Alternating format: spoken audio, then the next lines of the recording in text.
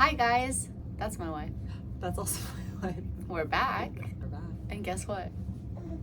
We're moms! You said moms! Moms! Bo says hi. Also, Dani is in a sling. Poor baby got a boo-boo. Poor baby got a boo-boo. I got her to work. She loves like being baby ago. more than the baby. I love being baby. She had surgery 2 weeks ago, so it's been a little bit hard, but it's okay. She will heal very soon, and we're just trying to soak up the time together. We have a beautiful baby boy who's playing right now in his crib, so you'll probably hear him, and you're gonna see him in a little bit. He'll say hi, and Bo's gonna hang out with us as we tell you our birth story. Is it my technically not our birth story. I mean, I guess it's my birth story, but I don't know. Everything is Our birth? ours. We're in it Well, together. that's not your birth and it's not my birth, so it's not our birth story. Oh, Banks' birth story. Yeah. Oh, by the way, his name is Banks. We love him. He's the best. He's 3.5 months already. That's crazy. Yeah, the time is flown by, which is crazy to think about that. 3.5 months ago, you were just Huge. huge. Huge. It was all worth it and amazing, and I can't believe he's here. And he's just hanging out. Just kicking around. And we're hanging out in his room. What used to be our stream room. This room has been everything. It's been our Closet. giant closet when we were just Girlfriends. It was just a massive closet that we shared all of our clothes in, which was freaking amazing. And then it became our stream room, a hobby we had during the pandemic. Yeah, that was fun. And then that was our baby's room. I bet if you go way back, you'll see the closet room somewhere. Somewhere in our putting it YouTube. up or no? I think we do. We do. Okay, Somewhere in our YouTube videos, there's a video of our closet, or I think we're putting it up. Yeah, we do have one. Oh my god, it feels like four. Sorry. No. No, no. Nah. Thanks. Oh. Okay. Anyways, so the birth story.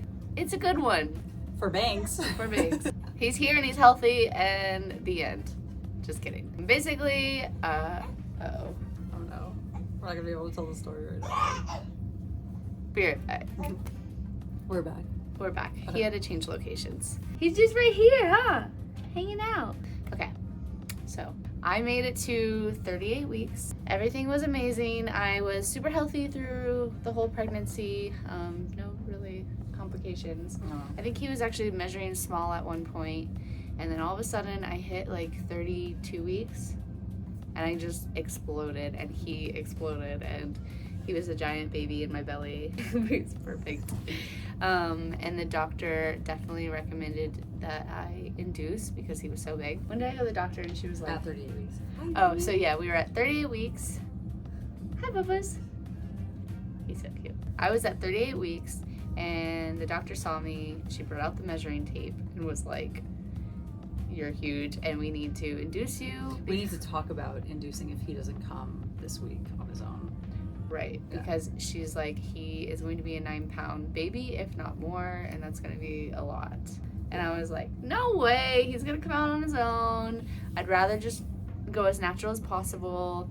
My body will do what's meant to be. It'll just happen how it's supposed to. That didn't happen. The next day, I started getting really itchy in my palms and my entire body. So if you're pregnant and you're itchy, I would definitely check that out. It's a symptom to cholestasis, which is it can be passed in the family, or you can just get it later in your pregnancy. I didn't know what it was at the time, so I was just like itching all night, and then it does run in my family, so that was how we found out. We called the doctor, and the doctor said no more What? We called the doctor, and the doctor, because I was saying, we called the doctor, the doctor said, and I was like, no more monkeys jumping on the bed. We called the doctor, and the doctor said, because it runs in your family, no more monkeys. Stop. Bless you. Okay. We called the doctor. We called the doctor. And the doctor said it wouldn't be worth doing blood work and waiting a week for results for the blood work to see, like, to confirm the cholestasis. Mm-hmm. The fact that it ran in your family already. There has been a case, like, I hate talking. Gave up. No, okay, so we called the doctor and they said it's not worth said- it. No more monkeys jumping on the bed. They said it wouldn't be worth doing blood work because it would take a week to get results, and waiting a week would be not worth it in the case that you do have cholestasis, because it runs in your family and it's more likely that you do have it. And the fact that you took, would you take Benadryl? Yeah. You took Benadryl, and if it were a symptom of, if it were something, I forgot what the doctor said. Oh, they're like little dots. I can't remember what it was. The Polyps? No, they're not. That's not polyps. That was Oh, surgery before. I can't remember what they're called. Pups. Okay. Okay. Oh, yeah. That's what they are. Okay. Pups. Okay, so they said, oh, you could have itching with pups, but pups is also a reason to induce. So Whatever, we're gonna induce anyways. But she was saying, like, if you take the Benadryl, then the itching should go down. If the itching does not go away when you take the Benadryl, then it's most likely cholestasis. So we took the Benadryl. We collectively took it. You took the Benadryl, and then it did not go away. And we were like, shit. Yeah. And then we called the doctor, and the doctor said, no more monkeys jumping on the bed. The Yeah. doctor also said, hey, Come in. it's not worth it. Let's induce tonight, and let's just have this baby. And honestly, with cholestasis, it could cause a stillborn or issues with mama and the baby. It was not worth it. So we went against what I wanted and had the baby early.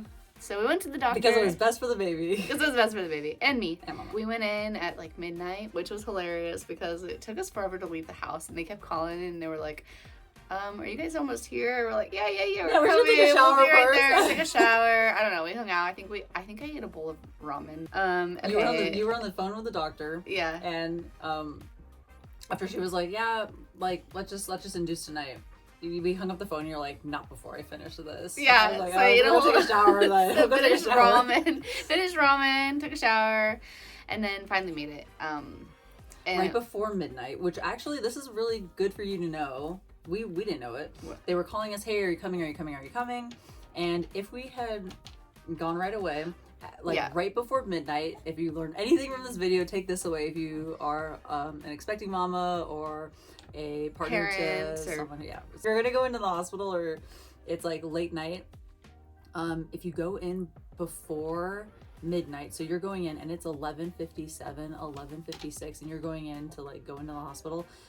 If you go in and they sign you in and on that clipboard it says 11:56, they will charge you a whole day's worth of staying at the hospital for those 4 minutes. Yes. So luckily we took so freaking long because we're late to everything, that we got there at 59. And one of the nurses was like, oh, we'll sign them in upstairs, like not down in the emergency room. So they ran us upstairs, and then that ate up time. So by the time we got up there, they were like, okay, cool. We didn't want to like charge you guys a full night for 2 minutes, which like if you live in the States, the health system sucks here. So 2 minutes, they would charge us a full night stay. It's crazy. It's crazy. 2 minutes 2 minutes. for $200. I'm just kidding. I don't know how much. More than that. $2,000. $2,000 for 2 minutes. $200,000. I don't know. It's a lot. Anyways, that's actually a really good tip. That is, So yeah. Take it. Yeah, Take it. Write it down and Take it, don't take it. forget it. Don't be early Don't to the be late. hospital and don't be itchy. Don't be itchy. Don't be itchy. Don't be itchy. That happened. We made it in. Finally got checked in. I got all dressed in my little gown and my socks, and I actually was excited to like lay in the bed because I was tired. So I was like, I get to just lay in bed. And Dani she went and got ice, so I had like ice chips and stuff. And they gave me the pill, and then they checked my cervix, and I was already 1 centimeter, so that was cool. And then I started bleeding immediately because we didn't realize that like she was trying to help rush the process.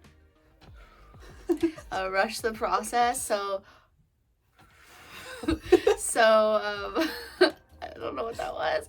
Asking her. Oh, so we didn't know. And Dani freaked out, and she ran down the hall, and I could hear her, and she's I was like crying. she was crying, and came back, and the nurse was like, "Oh, that's normal," and I could see Dani behind the nurse, and she was just like, and I was like, "Girl, I haven't even got contractions yet. You're in for it." Crying. I know. Yeah. Anyway, it was scary though. But then after that, it was like fast. Dani was with me as the contractions started, which was really painful. You were 2 centimeters. And then they were like, hey, it's going to take some time because you have to get to 10. Yeah. So you run home, and I ran home to take care of like the dogs and everything. So ran home to do that. I literally got here.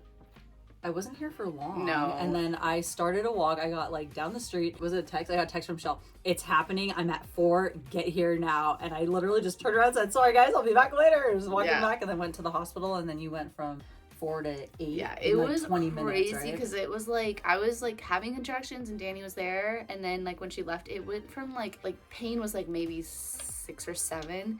It was like 9.5, 10 as soon as Dani left. I don't know what happened, but my contractions were like 30 seconds apart is what I think what she said. I was like on the little ball thing, and then they were like, if you're at 4 or 5 centimeters, you can get the epidural, which originally I didn't want. I wanted to go natural. So also, if you have a birth plan, throw it out the window. Throw it out the window. I mean, it's fine to have one, but like just be open because you don't know what's gonna happen until you're in it. As soon as I hit 4, I was like, it's time. So Dani unfortunately missed when they gave the epidural, which I guess was was so cool. excited It to probably see was it. so cool because a giant needle in my back. They were like, do you want to wait? She's probably almost here. She said, nope, do it. They're like, you want to wait for your wife? Nope, give it to me I need now. it now. And it was still fine, but everything was just going so fast. And then I went from 4 to 8 centimeters in like 15 minutes. And that's when the complications started happening. That's when he was moving down pretty fast. Oh yeah, they were trying to slow it down, and it was like he was trying to not, slow he it was down. like, yeah. And he was just coming. Yeah. So then like the team came in and we're like preparing, and then It was scary because we had like 10 nurses in there, and they were like moving shit around. Like it looked like, okay, I was like, why do we need this many bodies here? And then like 3 people were like trying to reposition you. Bless you.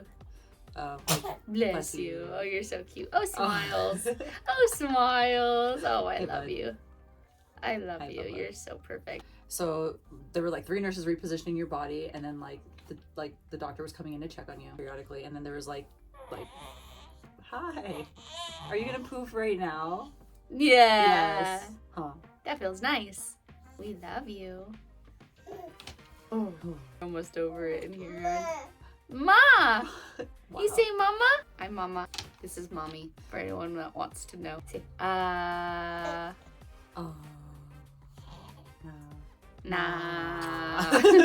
Anyway. It was scary because there was a lot of hands in there, like a lot of people, and when there weren't a lot of people in there, and like if your monitor went off, like they were like, hey, we're like watching her from out here, and I was just like, why are there so many people? Yeah, and then it like, as I got to 10 centimeters, it got like less and less, and then it was like they were trying to move me. We didn't quite know what was going on, but we knew something wasn't right. Up, for sure. Because the doctors were like looking There's at just the monitor. There's just one doctor and one nurse, and everyone else was gone. So we're like, oh, they're not expecting this to be soon, but it's like 10 centimeters. It was weird. It was weird, and also, by the way, all the nurses and doctors were absolutely amazing, and I actually miss them a lot. I don't want to be back there, but I miss them a lot because they were just like incredible. Just everything, like the things that were scary, like they just handled it amazing. So super, super grateful for everyone there. They're just incredible. So yeah, we weren't sure what was going on, but I guess on the monitor, his heart rate was dropping. They weren't sure why, so they kept trying to reposition me to see if it would help. Didn't help. And they're like, all right, well, you're at 10 centimeters, so we should try to push because now it's like getting to a dangerous level. I try to push, and Dani had me on one side. There was a nurse on this side. Well, I took your leg because then they like one nurse was like, oh, if you push, like hold a leg up like this, it helps her like push. I was like, oh, cool, I got this side. So I pulled up her leg, and I like pulled it like here, and they were like, oh my god, don't do that to her. She can't feel pain, so you can break her. I was like, oh no, she's an acrobat. She does this all the time. They said that was like their joke from then on. Like, yeah, they thought it was so funny because they're like, she can't feel it. She can't feel that you're gonna break her, like let her leg go. And I was like, oh no, like her leg can go further. Like, she's fine. So she's she fine. literally like pulled my leg back here. She's like, come on out, you can do it. It's like a lever. Yeah. It's like, come on. So anyway, I started pushing. I ruptured my eardrum because I pushed so hard. He was not coming out. So I would push so hard, and they were just like looking, and they were like, nothing. I no, was down like there with the doctor expression, too. nothing. And I was like, but like, hello. Like I remember in movies they say like, oh, they see the head. Nothing. I remember her feeling in there and she's like, oh, he has hair, which was like, that was cool. Crazy, yeah. But I was okay, but can you get him out? So we did it a few more times. I don't know how anyone does it for a long amount of time because it's exhausting pushing. You did I think 4 sets of 3? I think it was 4 sets of 3, and I was like done. And the more I pushed, the more his heart was dropping. They said, all right, we got to get him out a different way. And we just looked at each other and we're like, let's do this. Let's do it. So C-section it was, and it was crazy. I don't know if it was the medication or like adrenaline or what, but I was shaking like crazy. So I was literally going in, and they were like, you can't go in yet. So they were like, you're standing here at the operating door. And so I'm standing there, and Chel's like from me to... She's like across the room, and she's like... You can't raise your arm. I can't move my arm, so... Oh, she's going to show you. I'll show you. So she's like all the way on this side, and she's like, imagine she's laying on a table. And I like looking at her from across, and I'm like, oh my God, is she okay? And she's just like having like, it looked like a seizure, and she's like looking, not smiling, looking at me, making eye contact, and then she just goes... And I'm like... with my mouth open. Well, I didn't want her to be scared because she was full I on was like scared. she was just standing there at the door and I could only see her through the, like the little window and like she was just looking at me and I was like, oh my God, I probably look like I'm in like an exorcism or something because I was like like it was terrifying. So anyway, they let her in. I stood by you. Yeah. And I got to like watch like there was like a curtain here, so she's laying down so she can't see anything. And I'm watching. It was crazy. They just like sliced her open, and then there were like 2 sets of hands on each side of the incision, and they just pulled her open, and I was like, not like, it's not a gentle thing. Like they were like, "Rrr." And I was like, and Chel's laying down looking up at my face, and she's like, oh my God, what? And I was like, oh, nothing. It's all good. It is all good, baby. So you got cute. this. It's so fine. And then they like moving some stuff around, and then the guy was like trying to block me, and I was like trying to get in there. Nosy. I was like, well, I want to see. I want the whole experience. They pulled him out. Oh my God, that's not our baby. He's so white. He's so white with blonde hair. Blonde hair, and I don't know why I still expected him. He was your egg, and I still expected him to be Filipino, but I was like, I did too. So I think I expected him to be darker. Our donor is has darker hair and brown eyes, so we were like, oh, he'll probably like maybe look like a mix of us somehow. But like white. He's white. We were like, whose baby is that? I would have thought they swapped our babies with someone else to like fuck with us. I know. Just a giant potato, and he was massive. He was a big boy. And if you've ever seen Indiana Jones and the Crystal Skull, he's a big boy. Chel hasn't seen it yet, but we're gonna watch it. His head was like so like coned back here from me pushing, and he's trying to come out, but that was my first thought. I saw him, I was like, 1, that's not my baby. 2, thanks a lot, Indiana Jones and the Crystal Skull. That's what I thought. I still need to see that. And then I got to cut the umbilical. It was crazy too. The second, like, they pulled him out, and before he was born, like Chel and I had the conversation, like, hey, if like anything ever happens that like threatens your health or anything, we're gonna take care of you and make sure like we protect you. We can always like have another baby or something, like if it comes to it, like I'm gonna like try to save you. And they pulled that baby out, and I walked over to the table where they were like doing all the checks on him, making sure everything was good.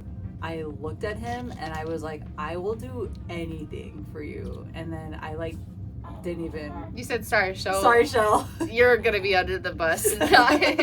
I'm saving Banks. Yeah, I was like, oh my God, I will do anything to save you. You were perfect. He's perfect. We love him so much. Yeah, he's so cute. He was born 8 pounds 5 ounces 2 weeks early, so he would have been too big. His shoulders, he came out with these massive like, was it linebacker shoulders or something? He had like these little like delt muscles right here. It was just so cute. And they said that he was getting stuck when I was pushing because his shoulders were so broad. He was facing upward, and he had the cord around his neck it was just like a complication. The labor went so fast. It was just like everything. It was a lot, yeah. Everything was so.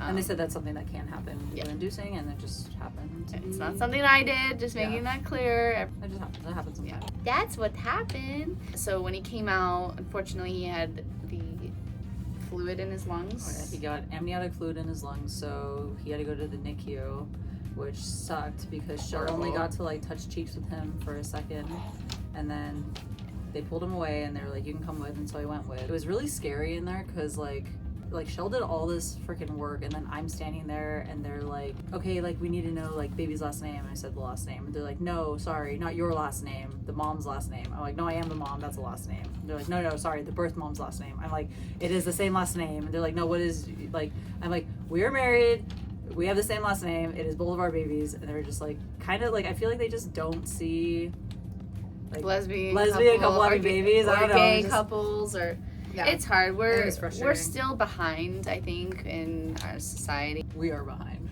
We are behind. I think we've come a long way. Like the fact that we're a lesbian couple and we had a baby, I think that's amazing. And we are seen as the parents, mostly. But it was hard for Dani because there was a couple moments There are a couple where moments, yeah, that were hard. It was amazing because I had to wait 11 hours before I got to meet him, which is insane, and it was so hard. But knowing that Dani got to have that time with him and got to be the first one to be his comfort was really cool. I spent the whole time keeping him protected and safe and comforted when he was in the inside, and then Dani was the first one to keep him safe and protected and comforted on the outside. So it was really cool that they have that special connection, and that kept me okay while I had to wait, because it was very, very sad. Finally, I was able to get the strength and go meet him, and it was really cool. He was in the NICU for 5 days, and that was really hard, but we made it through, and he's healthy. He's healthy and he's amazing, and he was the biggest baby in the NICU.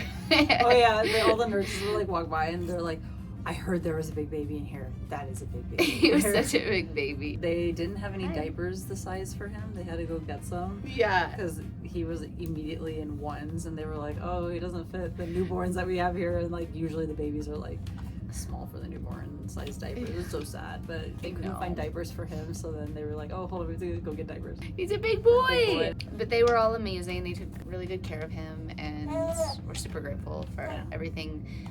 He was on oxygen for like 24 hours and then was off, and then there was like some tests and stuff that he had to do, and he had jaundice, but he was good for the most part. He was good.